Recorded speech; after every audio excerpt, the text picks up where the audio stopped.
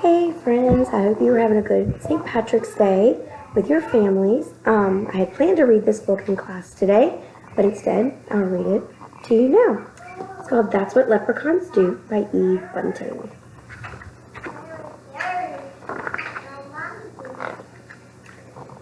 The three leprechauns sat under the chestnut tree.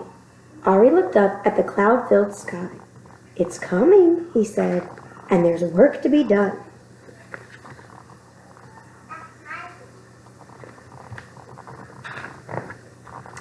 Boo and Cole put on their red shoes and their caps and strapped their packs to their backs. "We are ready," Boo said, "but why is it always us that has to put the pot of gold at the end of the rainbow?" "Especially since not a single soul ever finds it," Cole added. Ari looked up from one of them to the other. "Don't be asking," he said. "It's leprechaun duty, so it is, and fellas, remember, it's coming. So there'll be no time for mischief along the way." They walked in line, the one in front of the other one behind. No mischief along the way," they chanted.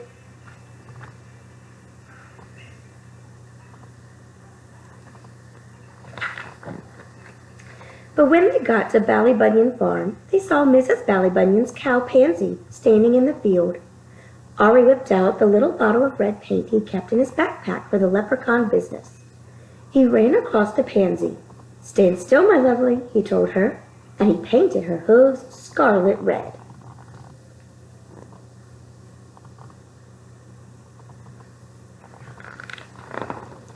Pansy looked down. "Pretty," she said. "Imagine Mrs. Ballybunion's face when she comes to milk you," Ari shouted. He and Boo and Cole rolled over and over in the grass laughing. "She'll think I've been to a dance." Pansy did a couple of small hopping steps to demonstrate. The leprechauns clapped and whistled. "We'd be delighted to join you in a waltz or two," Ari exclaimed, "but we're in a desperate hurry." "I thought there was to be no mischief along the way," Boo reminded him.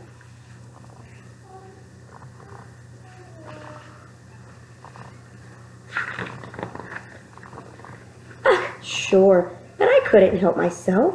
Mischief's what leprechauns do," Ari said, "along with our more important duties." He glanced up at the tatters of clouds in the sky, "and we'd better not delay, for we've delayed enough already." But as they were passing old Jamie Bradley's house, they saw Jamie's gray woolen long john spread out to dry on his hawthorn hedge.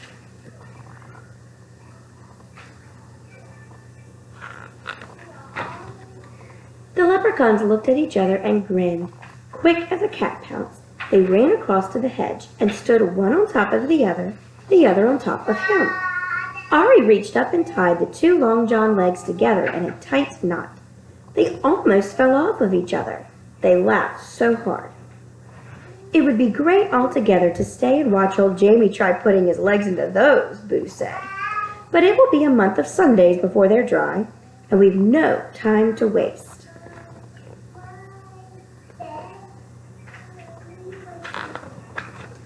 They took a few minutes to somersault across Liam McGabe's garden. There was a yellow tennis ball in the middle of the road, and they rolled it along with them as they went. Miss Maud Murphy's hen, Bridie, clucked at them from behind her gate. "Bridie," Ari said, "would you be doing us a favor? Could we trundle this ball up to your nest, and could you sit on it for us?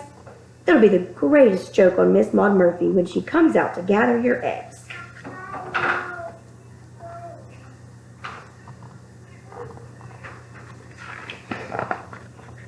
Bridie put her head to one side. "It's not going to be easy sitting on that, but the three of you were so good to me, scaring that fox away from my hen house last night. I'll do it." Cole stretched up and patted her wing. "Thank you, Bridie." They squeezed themselves through the gate and tumbled the ball with them. Then they heaved it up and into Bridie's nest. She gave a trial sit on it.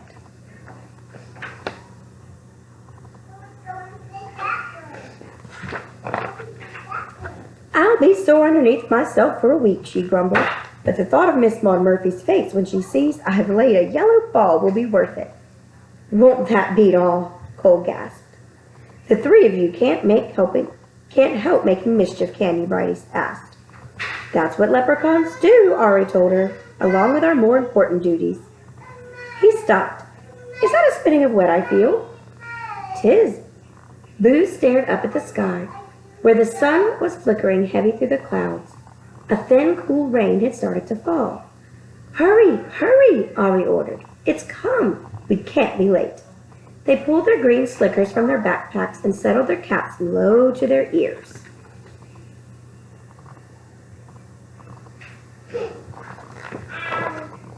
Anybody seeing them racing along the road would have taken them for 3 green leaves, but they were leprechauns and had work to do. Get them out, boyos, get them ready, Ari said. They took their little spades from their backpacks. Then they stopped for a minute to look up at the rainbow, blue and green and yellow and pink, that was arched across the sky. There it is, Ari said with satisfaction. Come on.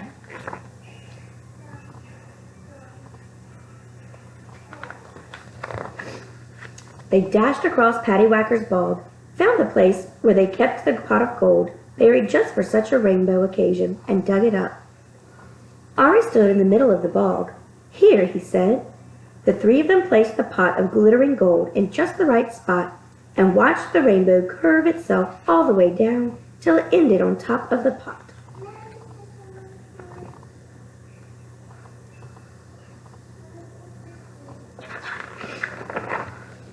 The leprechauns settled themselves to wait. They tootled some grass-stalk music, threw raindrops at each other, and ate the rose hips they brought for snacks. They waited long, but nobody came. Once again, nobody came. You'd think somebody would find it, Cole complained. Somebody will, someday, Ari said. Maybe we should put up a sign, Boo suggested. Pot of gold, this way. No, Ari said. That's not how it's done. There's a bit of magic to the finding, and a bit of luck, and a bit of imagination, too. That gold's waiting for just the right person.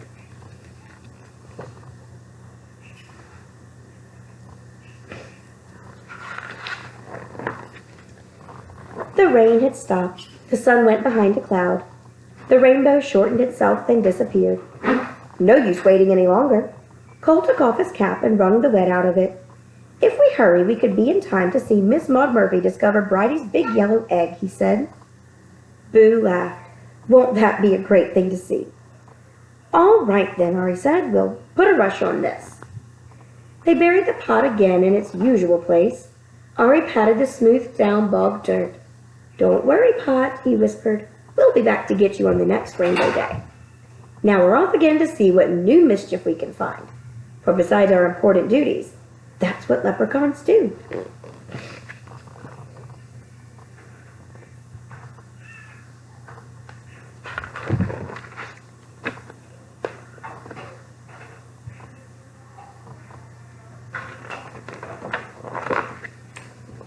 So in the back, Eve Bunting has written a little bit about leprechauns. It says, according to legend, the leprechaun is a tiny elf found only in Ireland. Most leprechauns are shoemakers to the fairies, who pay the gold for their work. The leprechauns, or little people, store their gold in pots and often bury one at the end of a rainbow. Since leprechauns love more than anything to play tricks, this may be just another one. The gold at the end of the rainbow has not been discovered yet, but if you find a leprechaun and pick him up, he must tell you where his gold is hidden, because that is leprechaun law. So look for leprechauns in Ireland near clear springs of water or close to large rock formations, or at the end of the rainbow. Listen for the sound of tiny little hammers tapping or elfin pipes piping as small voices sing a fairy song. And maybe, just maybe, you'll find the leprechaun's pot of gold. I hope you enjoyed this story. I wish I could have read it to you in person. And I hope you had a great St. Patrick's Day. I look forward to seeing you guys again. Check back in a few days for a new book.